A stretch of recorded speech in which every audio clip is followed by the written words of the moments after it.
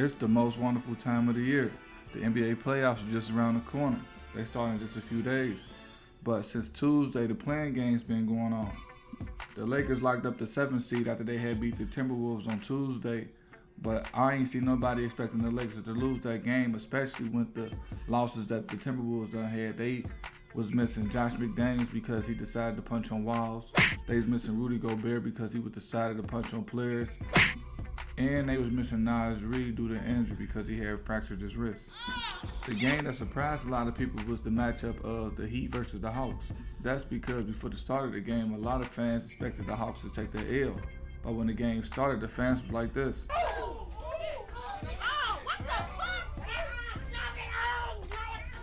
The Atlanta Hawks put up 65 points in the first half against the Heat.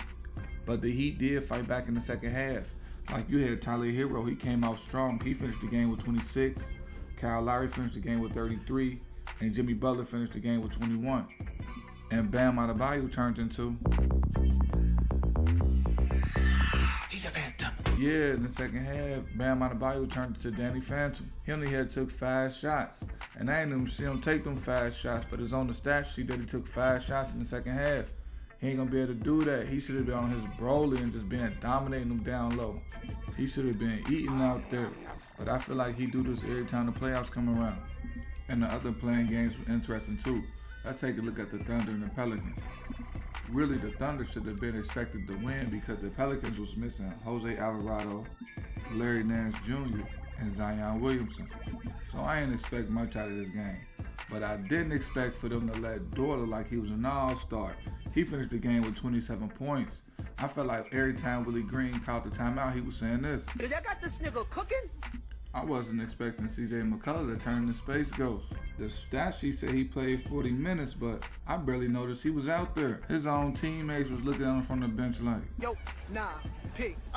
Are you serious? Is this nigga on his... Who the fuck is this nigga, P? The other playing game was between the Bulls and the Raptors, and the Raptors had a 19-point lead in this game.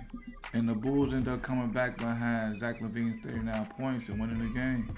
But enough talk about these playing games. Let's talk about the best matchup in the first round for the Eastern Conference. And that is the series between the New York Knicks and the Cleveland Cavaliers. The Knicks won the season series 3-1, and that's because they was getting better and consistent production from the role players. Both Jalen Brunson and Julius Randle had one great game against the Cavaliers during the season. One game Julius Randle had 36, and one game Jalen Brunson had 48. The Knicks averaged 108 points against the Cleveland Cavaliers with 47% shooting from the field and 38% shooting from the 3-point line. But in order for them to beat the Cleveland Cavaliers in the postseason, them numbers gonna have to be better than that. Julius Randle can't get caught up in thinking It's a bird! It's a plane! It's super, man.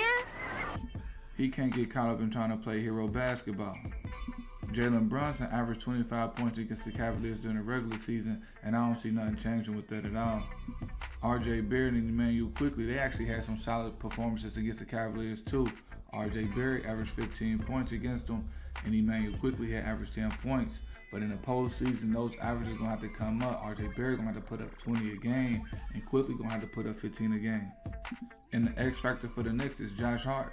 And the game plan for the Knicks should be to stop the role players, but try to contain Donovan Mitchell, because if Donovan Mitchell the only one scoring, then they get a good chance to win in the series.